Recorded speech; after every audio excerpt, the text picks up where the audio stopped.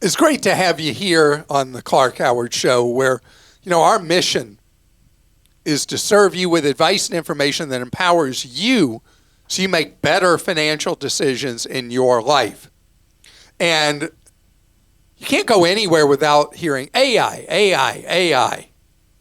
But can you trust the answers you get?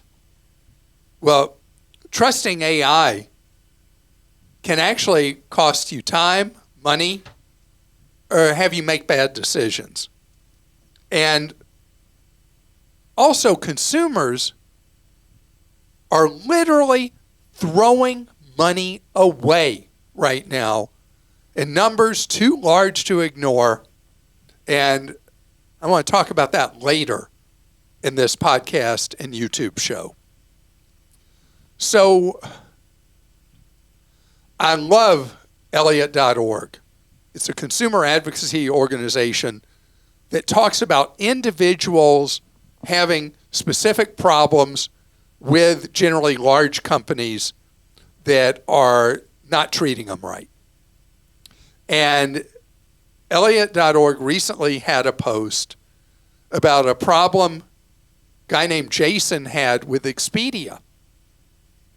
And so Jason buys a trip, and Expedia now has its own AI that is a virtual agent that's there with you as you're shopping around. Don't know if you've experienced this with Expedia. And so the virtual AI says, this AI chatbot says, you can cancel this with no risk within 24 hours for a full refund. Literally, it says you could cancel the package within 24 hours. Literally, the words it says is full refund. So he does the booking over $3,500, and then Expedia only gives him back half the money. And they said, well, it's in our terms and conditions, and we don't honor what our chatbot says. It's up to you to read the terms and conditions. And the FTC, for whatever it's worth, has said, yeah, company has a chatbot that tells you something and it conflicts with what the terms of service say, then whichever is to the favor of the consumer, that's the real story. But Expedia told him to pound sand and said, tough, you're out half your money. Now remember, he did a booking and used that 24-hour period to decide, canceled within it. Then they said, yeah, joke's on you. We're keeping your $1,750. And so this is crazy. Expedia's spokesperson said, we encourage travelers to review all policies before booking. Come on. Come on. How corporate stupid is that? That's so far beyond mean, that gets all the way to stupid. And what's a bad combination? Mean and stupid, right? So, of course, after Elliott's advocates contacted Expedia, they gave the money back. But how do you know if somebody doesn't know effectively how to complain, what happens? And AI is horseshoes, right? And we become very reliant on it as it's more and more places. Oh man, there's a company I do work for, and I was having a problem getting reimbursed for something. And so when I contacted the department where I'm supposed to get my money, I can't talk to a human, and I'm talking to AI. And then they send me an email back from AI that was just gibberish. So no human ever interacted with the problem with the money. And it's just crazy, right? But I've been, we're all on the Team Clark, we're testing different AIs. And I have one on my phone. What's mine called? Mine is called Gemini. Is Gemini a Google native? Okay, Christa told me Google native. And what are some of the others that people on the team have been testing? Do you know? I know ChatGPT is the big one. But there's another one that James uses. I don't remember which one. It's called Gronk or something? Yep. Gronk? I think that's it. Anyway, Gronk, so we're testing these different things. And what's been funny with Gemini is it gives answers verbally and written with such authority that you think, oh, man, this has to be true. And you were playing with my Gemini the other day, and you asked something, and it was amazing how accurate it was. It was something we knew all about, completely accurate. And then other stuff you ask, and it's completely wrong or incomplete. So we're in very early innings with any of this stuff. Just as Expedia lied to that customer with its chat thing, there's the bot. There's a lot of stuff that's being worked on, and just because it sounds so authoritative doesn't mean you take it as actual fact. Because as we've seen in our testing of these different things, they can be so good and then so wrong. And be aware that what they say is not necessarily fact.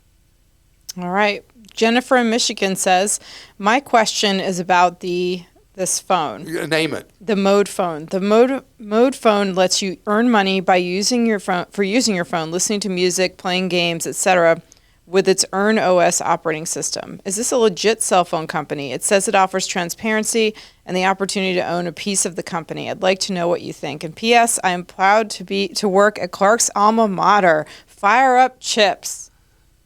We're talking about Central Michigan University, where I got my master's degree before dinosaurs were extinct on Earth. The Chippewas, which you like to call the Chippewas, yes. Fire up, chips. So the Mode phone is something that I don't hear a lot about, but let me tell you what it is. You get an Android phone with them that's specially set up for their operating system, the Mode operating system. And then they pay you money for, it's almost like when we used to do the, again, when dinosaurs roamed the earth, and you and I would do the freeway long distance service when you used to have to pay for long distance. And every 15-second ad we'd listen to, we get 2 free minutes of long distance. This is one, if you do different things like watch promotions or whatever on your phone, you get the potential to earn money. It's not a lot of money. It seems legit. And there are complaints about getting people saying, I didn't get my money, whatever. But there's nothing scammy about it that I see. That we know of. That I've been able to find at all. Maybe we'll test it out so other people don't have to. And we'll write it up on Clark.com. I like that. Yeah, we'll do that. Okay, Micah in Maine says, I have received 2 class action lawsuit settlements, each for $1, both issued with virtual credit cards. It turns out that a $1 virtual credit card is impossible to spend or redeem as it can only be used online, and no other retailer allows for the use of 2 credit card payment methods on the same purchase. There is no way to contact the credit card issuer, as it did not provide an email address for either settlement, and phone contact is impossible. I cannot retrieve the card number. This just seems like another way that the class action settlements benefit the attorneys and the banks and not the consumer. Well, we could talk all day long about class actions not benefiting banks or consumers, but you have a foolproof way to use these virtual card numbers. You've done it before when you've gotten If they allow it, I usually, if I get these gift card things or whatever, like, these reward cards, I recently got one from my ISP, my internet service provider. And was it a virtual like this? This or was wasn't. It was a physical debit kind of card. Like it was called a reward card, and I tried to buy a gift card with it, and it wouldn't let me in retailers. And so I went on to my utility company, in this case my electric company, and they'll let you pay, in certain in smaller amounts, and so using different payment methods. So I went ahead and just paid the entire amount that was on that card toward my utility. So even the $1, you can prepay on a lot of things. You might be able to prepay on your cell phone bill, on your internet service bill, your utility bill, various utility bills, and wipe out these $1 virtual cards just so you don't lose that $1. But yes, the purpose of all these different payment cards, whether they're physical or virtual, is breakage. They're hoping, they're expecting that a lot of people will never figure out how to use them or use all the value, and the money just goes poof from the consumer. That's the design. James in Oklahoma says, am I generally better off collecting points to use for flights, upgrades, etc., or getting 2% cash back on my Citi Double Cash MasterCard? I love 2% cash back because they don't tell you there are blackout periods to get your 2% cash back. They don't tell you there's no inventory available. It's your money. Cash is king. The exception to that would be somebody who travels a ton and you have really significant charge volume. Then maybe you can make it work better in redemptions for flights potentially. But a lot of the airlines now, you take their credit card points and use them for a ticket, you're only getting 0.7 cents value per point now. So that's why cash back at 2% is getting you roughly 3 times the value of what you're getting quite often now from a travel rewards card. Some of the hotel reward cards, like Marriott, what a joke. The Marriott Bonvoy program has a payback that is so teensy tiny that cash back is so much better than chasing points with Marriott. The only thing that would be an exception, if you are a road warrior, you're in the Marriott or Hilton or Hyatt hotels all the time, and you're doing it for status to get room upgrades, you're getting free meals, that kind of thing, fine. But if it's really about just redeeming points, worthless almost. I said that backwards. I said worthless. I should have said almost worthless. So whatever, you get the point. Coming up ahead, there's something we're no longer doing when we eat out that's throwing money away. We gotta have a talk. Okay, what do you do when you go to a restaurant? You eat your meal, and something I used to do was I used to eat everything on my plate. And even if I do it to the point that I feel bad later, that I just ate too much. And I don't do that anymore. I get what used to be called a doggy bag. Now, just like a leftover container, whatever. And take that home. But there's a story in the New York Times following up on an industry report that Americans, for some reason, don't take home leftovers from restaurants anymore at all like they used to. And this is in city after city. This isn't any one place, according to the New York Times. This is all around America. Industry study finds that the average American now is leaving the table of restaurants that over the course of a year, they leave over a pound of food a week, essentially. 53 pounds of food that they just have thrown away by the restaurant. And if the food was lousy, I get that. But let's say you really liked it. Average American throwing away from restaurants $330 a year. Who couldn't use $330 a year? If somebody goes up to you and says, hey, how'd you like 3 100s and 3 10s? You say, what's the con here? What kind of con are you running? But if somebody legit wanted to give you $330, no strings attached, you'd be pretty happy to have that, right? So why are we throwing away $330? My wife insists that a lot of food tastes better the second day. I don't know. We had leftovers last night from a meal that we had at home.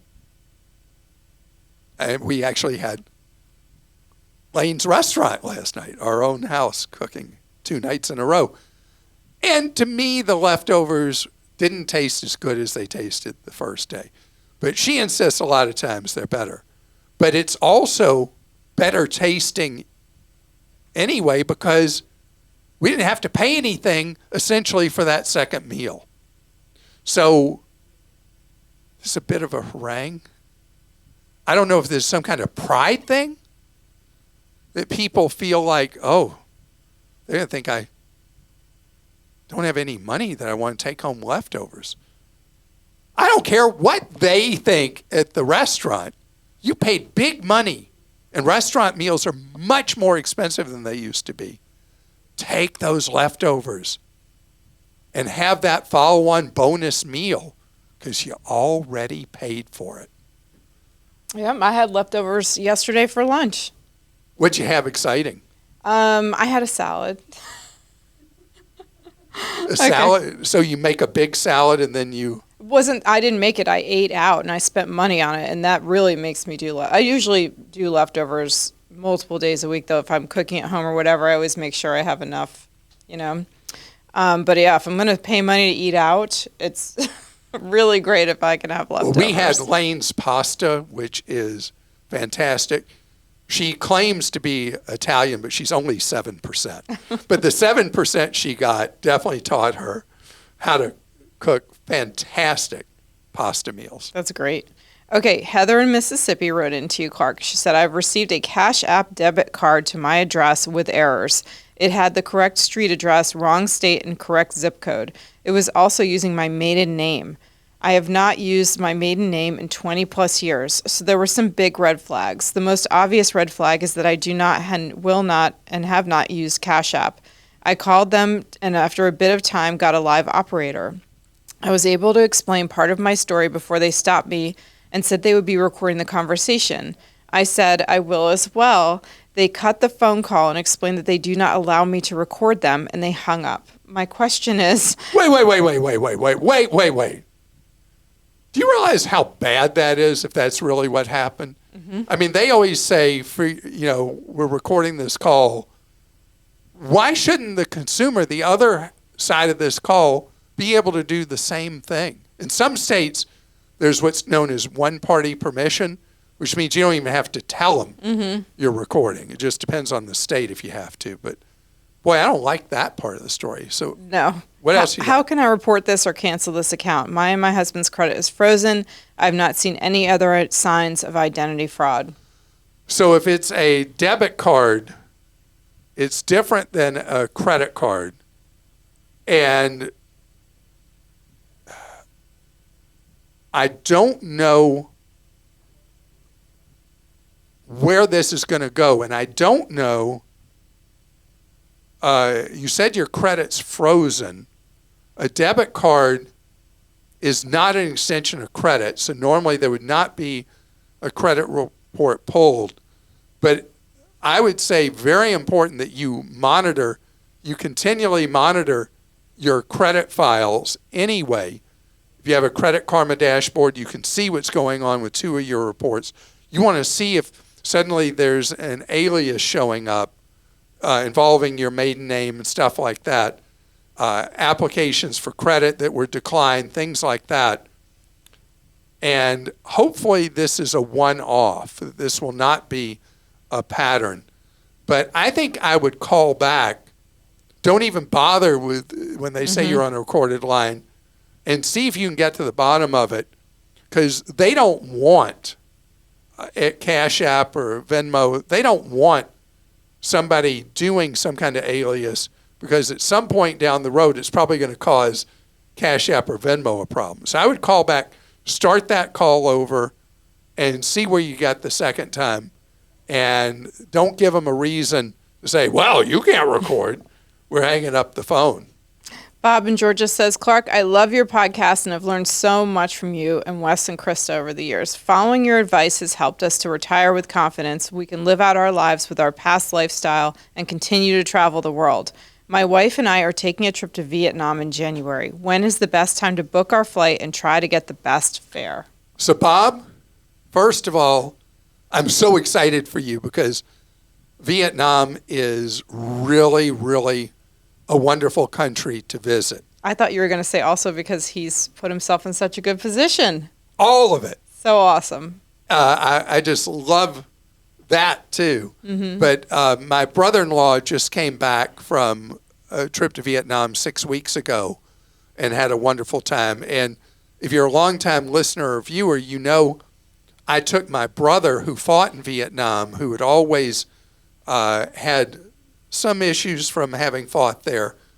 I took him back there, and he said it was one of the greatest weeks of his life, the week we were in Vietnam, and is still to this day, 11 years later, euphoric about the experience. It buried a lot of things for him that had been hard from when he was in Vietnam.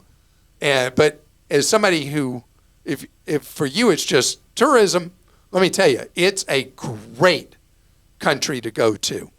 So now to your question.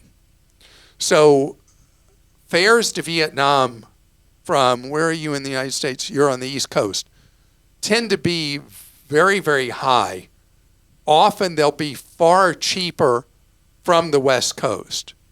I'm going to get to your when question in a second. But what I want you to do is I want you to go on google.com/flights and set up fare alerts for travel next January to Vietnam from your home airport, from Los Angeles, San Francisco, and Seattle. And Google will be sending you alerts as different fares happen. For January, you're way far out, and it would be an unusual fare pattern that there would be a deal already for January next year.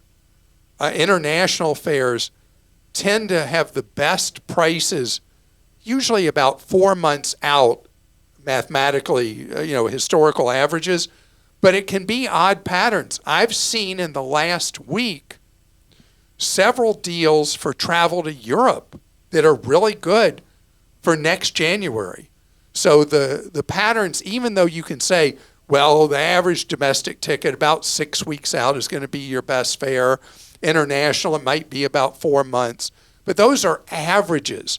So you want to track the fares starting now and see what happens. And when a really great fare happens from the West Coast or from an airport near where you live on the East Coast, then you can grab that fare. What would be a great fare to Vietnam from the West Coast?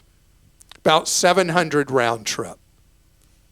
And so from the East Coast, you need to get a fare of 1,100 round trip or less to really make it worth it to go with an East Coast fare to Vietnam instead of a West Coast fare. Because a lot of people like the idea, hey, we got a bonus little side trip.